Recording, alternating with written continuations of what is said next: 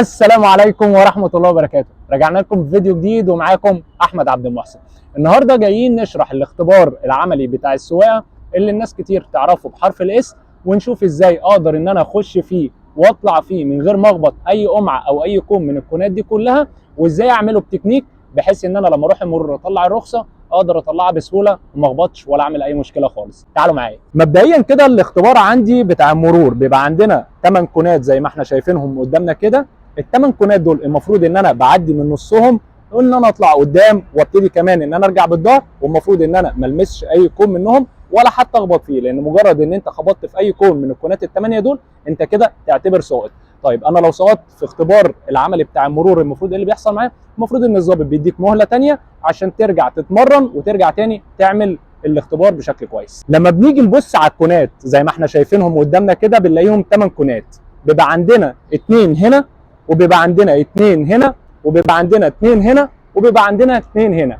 ايه العامل المشترك بين الثمان كونات دول؟ هم الاربع كونات اللي في النص، اللي هو عندي 1 2 3 4. الاربع كونات دول هم الاربع كونات الاساسيه، وهم الاربع كونات اللي المفروض ان انا بشتغل عليهم وانا طالع او انا راجع. طيب الكونين اللي في الجناب، اذا كان الكون دوت او الكون دوت او الكون ده او الكون ده، ايه وظيفتهم؟ دي بتبقى كونات عشان تحديد المسار بس مش اكتر، بمعنى ان وانا طالع او انا راجع المفروض ان انا ما بهتمش بيها، لان انا ما بلفش عليها، انا بلف على الاربع كونات اللي عندي اللي في النص دول. طيب بلف عليهم ازاي؟ تعالوا معايا عشان نشوف. زي ما اتفقنا احنا اول حاجه عندنا الكونين، الكون اللي بيبقى جنب الرصيف اللي زي ما قلنا مش بنشتغل عليه خالص، وعندنا الكون اللي في النص اللي انا بطلع وبلف عليه وبشتغل عليه. انا دلوقتي ببتدي بعربيتي زي ما انتم شايفينها كده، بطلع لغايه ما الكون اللي في النص ده يجي عند كتفي او يجي عند نص العربيه، وساعتها اقدر ان انا الف عليه. دايما واحنا ماشيين بالعربيه بنقول لو في اي حاجه جت وعايزين نلف عليها وما نخبطهاش بنخليها تيجي عند كتفنا او عند نص العربيه. انا دلوقتي جيت عند الكون ده وابتديت ان انا الف عليه، مجرد ما بلف على الكون ده ما ببصش عليه خالص، وابتدي بعيني ابص على الكون اللي بعديه اللي هو الكون رقم 2 ده. بطلع بالعربيه لغايه ما عربيتي بتيجي هنا، والكون ده يبقى عند كتفي او يبقى عند نص العربيه، وساعتها اقدر ان انا الف عليه وانا برضو ضامن ان انا مش هخبطه. ده الكون رقم 2. بطلع بالعربيه وبلف عليه وابتدي بعيني ابص على الكون رقم 3. اول ما ابص على الكون رقم 3 ده اطلع بعربيتي لغايه ما في نفس الوقت الكون دوت يجي عند كتفي او يجي عند نص العربيه. اول ما ده يجي عند كتفي او عند نص العربيه اقدر ان انا الف عليه وابص على الكون رقم 4. طيب انا طلعت بعربيتي اهو لغايه ما الكون رقم 4 جه عند كتفي او جه عند نص العربيه، ساعتها اقدر ان انا الف عليه وعربيتي كده طلعت لقدام. يبقى انا لغايه دلوقتي انا بطلع لقدام بس. طيب انا دلوقتي طلعت بعربيتي عايز ابتدي ارجع بالعربيه، فين برضو الكون اللي في النص؟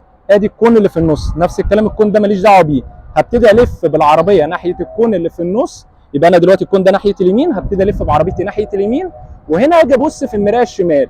ابص في المرايه الشمال لغايه ما اشوف فيها ايه؟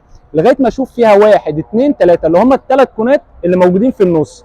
اول ما اشوف بالذات الكون ده ابتدي ساعتها اعدل الدركسيون مستقيم وافضل ارجع بالعربيه لغايه بقى ايه؟ لغايه ما العجله اللي ورا هي اللي تيجي هنا. يعني واحنا طالعين لقدام قلنا ان اول ما نص العربيه عندي بيجي عند الكون بلف، وانا برجع لورا بقول ان اول ما العجله اللي ورا هي اللي تيجي عند الكون اقدر الف، او اول ما اخره الباب هي اللي تيجي عنده ساعتها اقدر الف ناحيه ايه؟ الكون اللي في النص دلوقتي ناحيه الشمال، يبقى انا اقدر ان انا الف ناحيه الشمال وابص في انه مرايه؟ ابص في المرايه العكسيه اللي هي المرايه اليمين، لغايه ما ابص في المرايه اليمين اشوف فيها الكونين اللي هو ده وده. اول ما اشوف الكونين دول في المرايه اليمين ساعتها اعدل الدركسيون وارجع لغايه ما ده يجي عند العجله اللي ورا. اول ما ده يجي عند العجله اللي ورا ساعتها اقدر ان انا الف ناحيته، هو بقى ناحيه اليمين، يبقى انا هلف الدركسيون ناحيه اليمين وابص في المرايه الشمال لغايه ما اشوف كام واحد؟ هشوف اخر واحد اللي هو الكون ده. اول ما اشوف الكون دوت عندي بعد الدركسيون وارجع مستقيم لغايه ما نفس الكلام الكون دوت يجي عندي عند العجله اللي ورا، وساعتها اقدر الف ناحيته، وكده ابقى انا خلصتها خلاص. انا دلوقتي ابتديت بالعربيه بتاعتي وطلعت. فين الكون اللي في النص؟ ادي الكون اللي في النص اهو.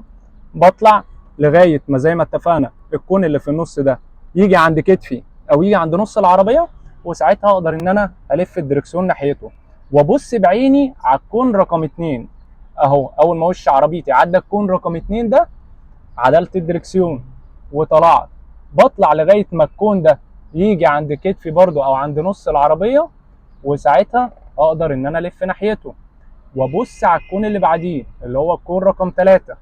اول ما وش عربيتي يعديه اعدل الدركسيون مستقيم واطلع لغايه ما الكون ده يجي عند كتفي او عند نص العربيه.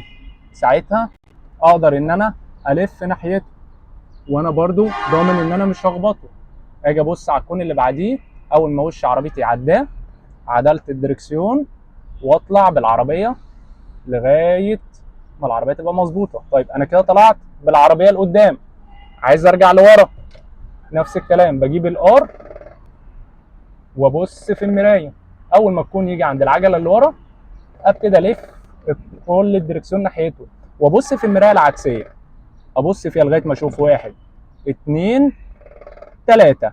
اول ما اشوف الكون رقم 3 ده واشوفه كامل عندي ساعتها بعدل الدركسيون وبرجع بالعربيه لغايه ما الكون ده بيجي عند العجله اللي ورا او بيجي عند اكره الباب اللي ورا.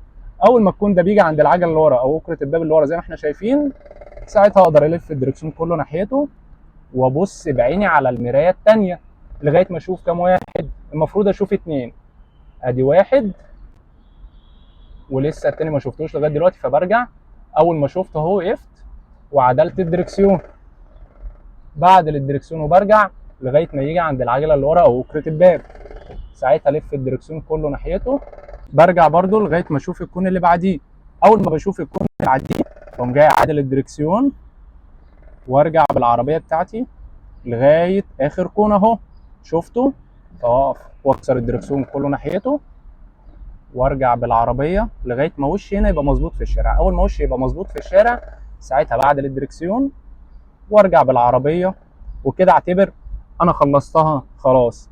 ويبقى بالشكل دوت كده احنا عرفنا ازاي اقدر اعمل اختبار المرور وازاي اقدر اعدي منه من غير ما اخبط خالص. طبعا لو في حاجه مش فاهمينها ممكن تبعتوا لنا هنا على القناه بتاعتنا. ما تنسوش طبعا تعملوا لايك، تعملوا اشتراك في القناه.